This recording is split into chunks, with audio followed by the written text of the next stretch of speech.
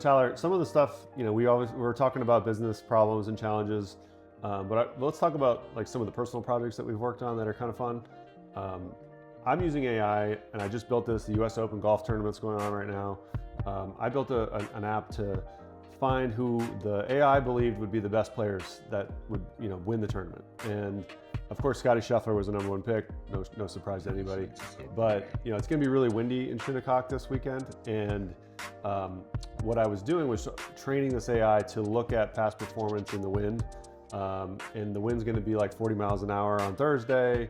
It's going to taper off throughout the weekend, but the course is going to dry out. As a golfer, that makes it really difficult to play the course. And I was able to train an AI to essentially help not just use the Vegas odds to find the right players, but actually use a lot of the data from their recent 6 months performance, as well as historical data, how they played in the windy conditions and other things in the majors, to actually give me the best chance of picking the winners, which was really cool. And it only took a couple of hours, to build a tool like that. Found a lot of public data that was out there. Yeah. I know you might be maybe working on some soccer/football related, some World Cup's hot right now, and a lot of AI stuff going on with that. Oh yeah, I mean, I have been tuning into the World Cup and watching some of that. I've been following soccer really closely, and I've shared before, sports data was really what got me into this space. It kind of kicked off my career. Everything 538 used to do around sports analytics. Soccer is a little later to the game than baseball when you think about the Moneyball era, and the team that I'm not sure I support anymore, the A's, now that they're leaving Oakland, but the A's helped kick off some of this with Billy Beane in baseball and sports analytics. But only just now are some of these World Cup teams that have huge budgets. It's the largest, most lucrative sporting event in human history is the World Cup, but still only about half of the 48 nations that are in here have dedicated analytics experts. And there's a lot of shifts in soccer that have taken place, mostly started by the top professional leagues, so Spain, France, and England. They've changed the way that they set up their players. They are much more forward and attacking, and they press the ball. They try to basically, instead of owning possession and being quiet, they're far more aggressive. There's actually some stats that The Athletic had shared just last week that a lot of the World Cup teams, because they don't have enough time to practice and they don't use this modern analytics, play a style of football or soccer that was more common more than a decade ago. They call it the 4-4-2. That's like the old school setup. It would be like setting up your youth baseball lineup without the shift that they used to allow in MLB. So it's like, oh wow, you're playing so old school, and it's very funny to see that.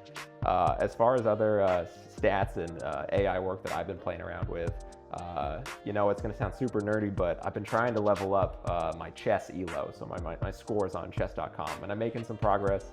I broke 1400 on Blitz and 1500 on Rapid, trying to get to 2000, which would be like actual expert. I don't know what any of that means, but it doesn't matter. But what's important is there's some really cool free tools where they'll scan your past like 1,000 games and give you feedback on what moves you made that were a mistake. Just like you probably have some cameras that watch your launch angle for your golf swing. Same thing with chess, and I was learning from my opening with the white pieces, the Jabava London, that when they bring the bishop out to b4, sometimes I'm not pushing the right pawn. And I learned that once I made this improvement about a month ago, I've won 40% more games when they follow that play. So I'm going to keep leaning on the data tools, and that's what's going to carry me to my goals. Just like we help companies do the same thing with their data. So whether it's sports, business, or nerdy board games, Red Oak's here for you. Well, it's becoming very important. I just saw an article that our new Ryder Cup captain for the golf, Jim Furyk, got rid of the old analytics team, brought in a brand new analytics team for the upcoming one. All the stats guys are really bought in, and so there's a lot going on in sports with data and AI, and it's just going to be really interesting to see how it all plays out. Even just in how people can watch and enjoy something like sports, data is really amazing now. Yep. I saw a viral clip of Hurricanes fans in the Stanley Cup playoffs, where in the away game they let fans come into the stadium and they had live tracking of the puck and all the players that they holographically put out on the ice. That's all technology. That's sensors and pads and helmets, and it's live streaming technology that services and cloud tools like AWS help make possible. It's really fun.